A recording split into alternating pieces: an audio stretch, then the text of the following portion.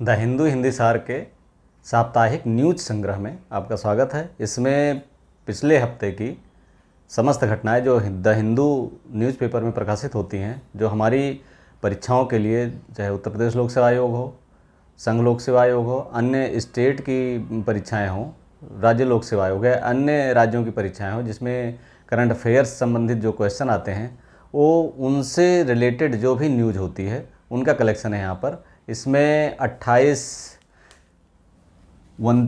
अगस्त से लेकर के 4 सितंबर तक की पिछले हफ्ते की समस्त घटनाएं जो हमारे लिए महत्वपूर्ण है उसको शामिल किया गया है। Welcome in my YouTube channel study with शरण IAS। इसको आप हर हफ्ते देख सकते हैं। और पहली घटना जो इसमें है, एक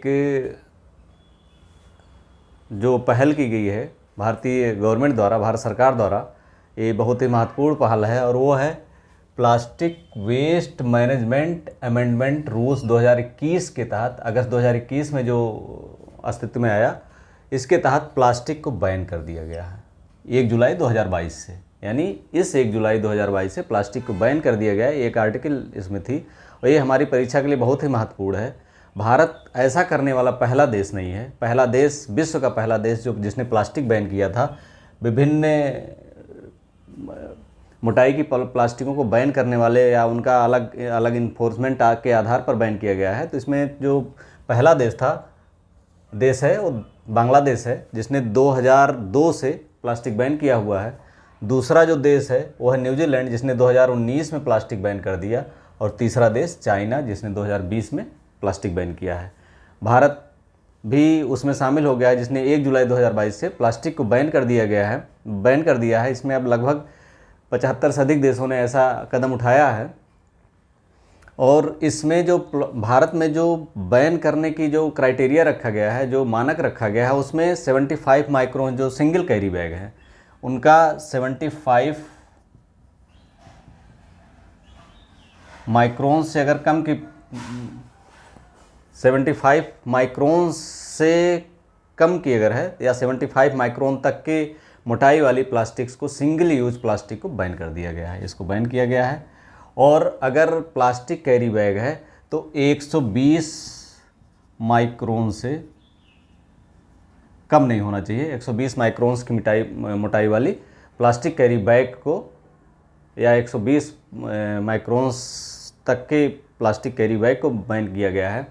इसके अलावा जो प्लास्टिक के होर्डिंग्स हैं, बैनर्स हैं और इस तरह के जो हैं, तो उनको जो है 100 माइक्रोन से कम नहीं होना चाहिए। और दूसरा जो है वो जो उनकी जो प्लास्टिक होती है वो क्लॉथ लाइक टेक्सचर का होना चाहिए और वो डिग्रेडेबल होना चाहिए। तो ऐसे को 100 माइक्रोन्स तक का परमिशन, 100 माइक्रोन्स के ऊपर की परमिशन दी गई है।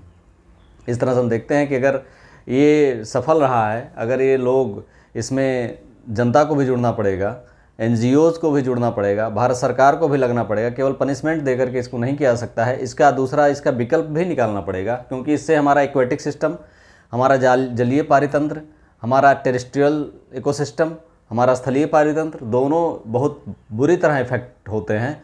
हमारा समुद्र करोड़ों अरबों टन प्लास्टिक डंपिंग यार्ड बनता जा रहा है, समुद्र में पड़े हुए हैं, जिससे समुद्री इकोसिस्टम जो है प्रभावित हो रहा है। मछलियां मर रही हैं, उनके ऑक्सीजन कम हो रहे हैं और जीने लायक जो एक्वेटिक सिस्टम वहाँ का है वो खराब नहीं रह गया है। तो ऐसे में ये प्लास्टिक बैन जो हुआ है ये बहुत ही महत्वपूर्ण कदम है भारत सरकार का। इसमें सबको बढ़ चढ़ कर हिस्सा लेना चाहिए और प्लास्टिक जितना भी संभव हो सके हमें प्लास्टिक के यूज़ को प्रतिबंधित करना चाहिए। और ये बहुत ही जागरूकता वाला कदम है। जो भी वीडियो देख रहे हैं वो ज़रूर इसका पालन करें और अपने अड़ोस पड़ोस या इसके एक जिम्मेदार नागरिक होने का, एक अच्छे नागरिक होने का परिचय दें। अगली जो घटना है, GST रेवेन्यू कलेक्शन अगस्त 2022। अभी हमने पिछली एक वीडियो बनाई थी, एक क्लास थी, उसमें GST के 5 वर्ष, उसमें 5 वर्षों का लेखा जोखा है, उसका लिंक डिस्क्रिप्शन में दिया है, आप देख लीजिएगा। तो उसमें ये स्पष्ट रूप से हमने बताया है कि जो 2022 का average monthly collection revenue, GST revenue collection होगा 1.4 लाख करोड़ से अधिक या एवरेज आ जाएगा। और उसी की तरफ बढ़ते हुए अगस्त में जो रेवेन्यू कलेक्शन था 1,43,612 करोड़ रुपए हुआ, जो पिछले साल अगस्त 21 के तुलना में 33% अधिक है। और निरंतर जो है इससे लोग जुड़ रहे हैं और इसका कलेक्शन बढ़ रहा है, भारत सरकार का रेवेन्यू बढ़ रहा है। अगली जो घटना है NCRB national crime records bureau 2021 का जो डाटा है वो चौंकाने वाला है। National crime records bureau NCRB का डाटा 2021 का जो डाटा आया है आफ्टर कोविड पैंडेमिक के बाद जो डाटा आया है, कोविड पैंडेमिक में सारे अपराध कम हो गए थे, लेकिन उसके बाद जो डाटा आया है उसमें जो है चौंकाने वाले हैं। इसमें जो क्राइम में नंबर 1 इसमें राज्य है वो है असम। असम क्राइम में नंबर 1 है। इसमें इसका जो क्राइम है वो 78.6 केस पर लाख। दूसरे नंबर पर दिल्ली है, इसमें केस जो है 60.6 केस पर लाख है, 60.6 केस पर लाख। और तीसरे पर वेस्ट बंगाल है क्राइम में, इसमें 51.4 पर लाख है। ये 3 जो महत्वपूर्ण सबसे शीर्ष क्राइम वाले राज्य हैं, ये तीनों हैं। क्राइम वाले राज्य मतलब यहाँ पर क्राइम ज़्यादा हो रहे हैं। और जो वोमेंस की क्राइम, वोमेन पे क्राइम है, उन पे भी असम नंबर 1 पे है। इसमें वोमेन की क्राइम पे नंबर 1 असम है, 168.3 पर लाख है। और दिल्ली दूसरे नंबर पर है वोमेन में भी, ऑल ओवर में भी, वोमेन में भी 147.6 पर लाख है। लेकिन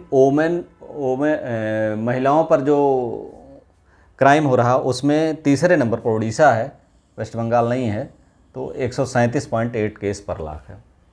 तो ये इसका डाटा है, पूछा जा सकता है, महत्वपूर्ण डाटा है, जो कोविड के बाद ये आया है, महत्वपूर्ण डाटा है। अगली जो घटना है INS विक्रांत का जलावतरण या इसको कमीशन प्राप्त किया जाना नावल में, नेवी में, इसको नेवी को सौंपा जाना, नेवी में इसको कमीशन दिया गया है। ये काफ़ी समय से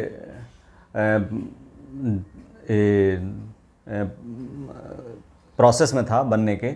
ये भारत का फर्स्ट इंडिजिनस एयरक्राफ्ट कैरियर है, पहला देशीय एयरक्राफ्ट कैरियर है जिस पर जो है उड़ान भरी जा सकती है। फाइटर प्लेन्स आ सकती हैं, यहाँ से लैंड कर सकती हैं, यहाँ से टेक ऑफ कर सकती हैं। तो ये पहला INS विक्रांत जो है पहला ऐसा एयरक्राफ्ट है और इसके लिए पूरे देश में इसकी प्रशंसा हो रही है। भारत के जो कह सकते हैं आत्मनिर्भर भारत, या कह सकते हैं कि made in India, make in India, मतलब इस तरह के जो नारे हैं उसको ये साकार करता हुआ दिख रहा है। ये प्रोसेस 2003 से ही इसको बनने की प्रक्रिया शुरू हुई थी, अभी ये कंप्लीट हुआ है।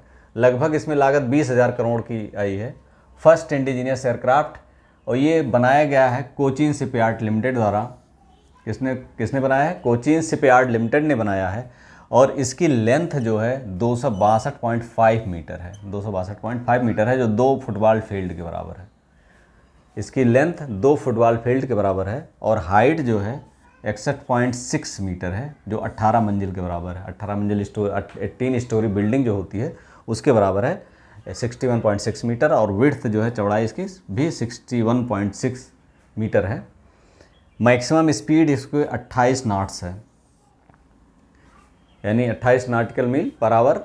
और ये बिना रिफ्यूलिंग किए, बिना फ्यूल भरे 7500 नॉटिकल मील तक यात्रा कर सकता है।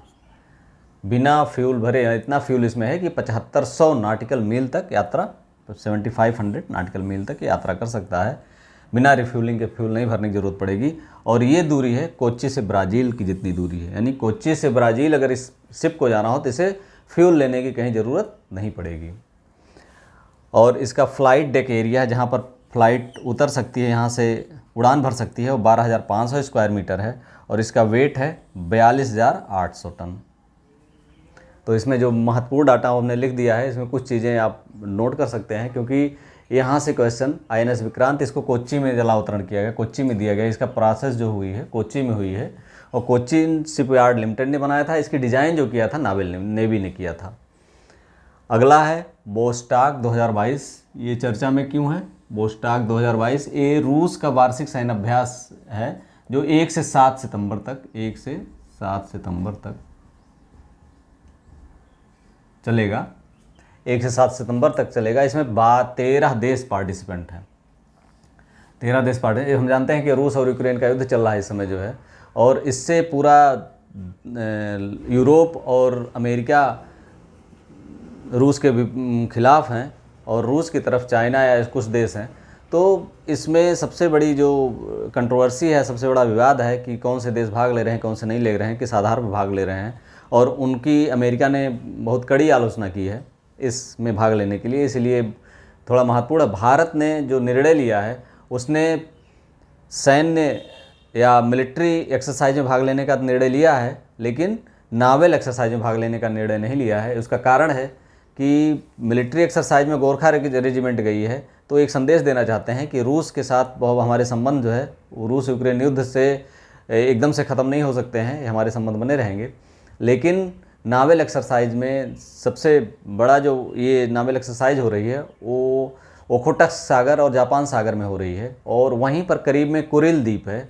कुरिल द्वीप पर जापान और रूस दोनों दावा करते हैं, वो विवादित द्वीप है, और इसी वजह से जो जापान ने, टोक्यो ने इस पर आपत्ति व्यक्त की है कि वहाँ पर जापान सागर उसमें उस क्षेत्र में एक्सरसाइज, नावल एक्सरसाइज ना की जाए, और कड़ा एतराज़ जताया है, लेकिन रूस ने मानने से इनकार कर दिया है। इसी वजह से, चूँकि जापान के साथ भी बहुत प्रगाढ़ संबंध है भारत के, इसलिए भारत ने नावल एक्सरसाइज में ना भाग लेने का फैसला किया है वोस्टॉक 2022 में। इसमें पार्टिसिपेंट देश 13 हैं। इसके जो कुछ तथ्य हैं इसको देख लीजिए। पार्टिसिपेंट देश 13 हैं, इसमें भारत, चीन, Algeria, Armenia, Azerbaijan, Belarus, Kazakhstan, Kyrgyzstan, Laos, Mongolia, Nicaragua, Syria, Tajikistan. कौन कौन? भारत, चीन, Algeria, Armenia, Azerbaijan, Belarus, Kazakhstan, Kyrgyzstan, Laos, Mongolia, Nicaragua, Syria और ताजिकिस्तान। ये इतने देश हैं इसमें, और इसके जो महत्वपूर्ण फैक्ट हमने बता दिए हैं। अभी कल जो महत्वपूर्ण एक दो महत्वपूर्ण खबरें और हैं। कल की घटना है, साइरस मिस्त्री जो टाटा के पूर्व चेयरमैन, टाटा सन्स के पूर्व चेयरमैन थे साइरस मिस्त्री, इनको रोड एक्सीडेंट में उनकी डेथ हो गई है। साइरस पी मिस्त्री अभी पिछले कुछ समय पहले ही ये टाटा सन्स के चेयरमैन थे, इंडस्ट्री वो हैं, उद्योगपति हैं। और मंगलवार को यानी कल 6 सितंबर को कंजर्वेटिव लीडर में 2 लोग हैं, ऋषि सुनक जो भारतीय मूल के हैं और लिज ट्रस जो ब्रिटेन की हैं। इन दोनों लोगों में ब्रिटेन के प्रधानमंत्री के रूप में कौन अगला प्रधानमंत्री होगा इसका निर्धारण कल हो जाएगा, मंगलवार को या 6 सितंबर को शाम तक, क्योंकि दोनों लोगों के डिबेट या उसके आधार पर जो है ये निर्णय होना है। और उसके बाद एलिजाबेथ द्वितीय, वहाँ की क्वीन, उसको सरकार बनाने के लिए आमंत्रित करेंगे। ब्रिटेन का अगला पीएम कौन होगा 6-9 को शाम तक स्पष्ट हो जाएगा। ये उम्मीद है कि वीडियो आपको अच्छा लगा हो तो like, subscribe and share. Thank you for watching.